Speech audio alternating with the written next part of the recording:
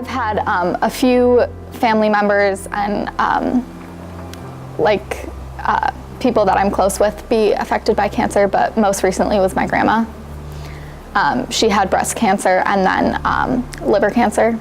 When I was a lot younger, my grandpa had prostate cancer, and then when I was in 8th grade, my aunt passed away from ovarian cancer.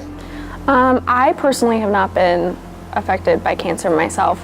I had an uncle who suffered from lymphoma. He actually passed away 2 years ago after battling for about 8 years. I was really young when they had it, and they passed away before I really understood what was going on. But I did have an aunt, or a great aunt, a couple years ago have a breast cancer scare. My mom's best friends, her husband actually died of cancer. I never knew him, I never got the chance to meet him, but I know with going up to visit her in Minnesota, it's really affected her, and it's just really hard for her to overcome that, go back out and date again, because he was such a big part of her life. So they never got to experience having kids together, and she really feels like she missed out on that, and she was really upset about it. Well, when she had breast cancer, I was younger, so I didn't really understand it a ton, and I didn't really, my parents and my grandma and grandpa didn't tell me everything about what was going on with her, but when she had liver cancer, it was really hard to see her go through that. It impacted them. I know they were always a really happy and optimistic person, but towards the end, it was really hard to be happy all the time, and they really got really sick and couldn't go out as much or visit family as much. And also, she was she was very close to her daughter, so seeing her daughter, who is younger and my parents' age, really upset was hard. Well, I was really close with both of them. So obviously in 8th grade when my aunt passed away, it was I can remember a lot more, and it was really hard for me in that sense. But also being younger when my grandpa was going through having prostate cancer, that was also really hard because I was so young and I didn't really know what was going on. So it was just hard, watching two people that you're really close with have to go through something like that.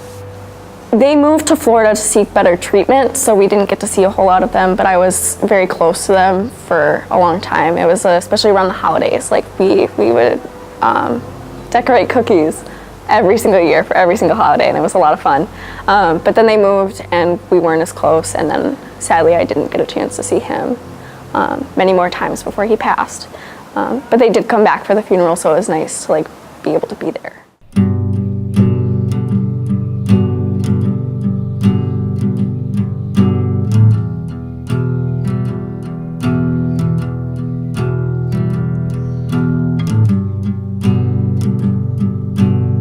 So West's Lacks of Love ceremony is essentially a bunch of kids get together and decide to cut their hair and donate it. For this year, it's for children with hair loss, and in previous years, it was for Pantene Beautiful Lengths.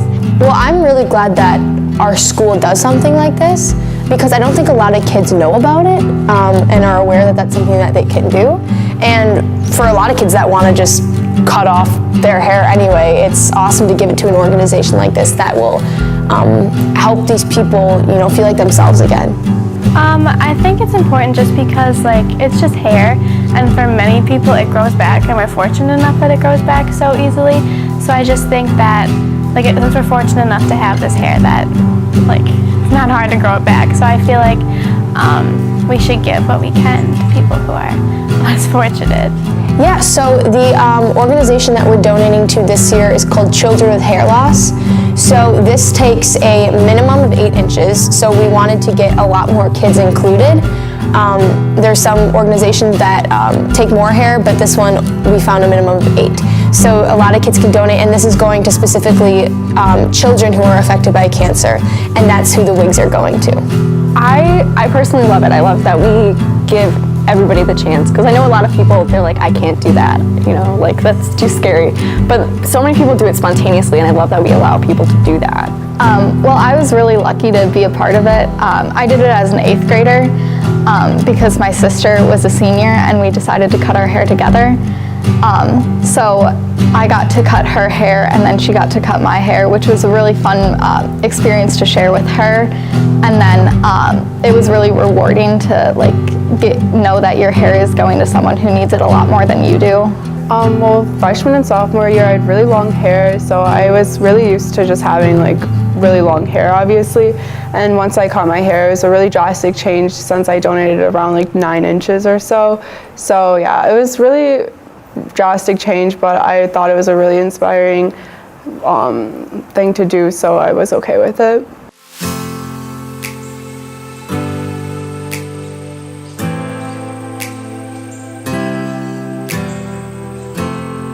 Well, I know that we usually have a bunch of people who are spontaneous hair cutters, and I think that that's super cool. So if anyone today is sitting there and thinking oh, I don't know if I should cut their hair, I think you should totally do it because you look amazing and it goes to a great thing.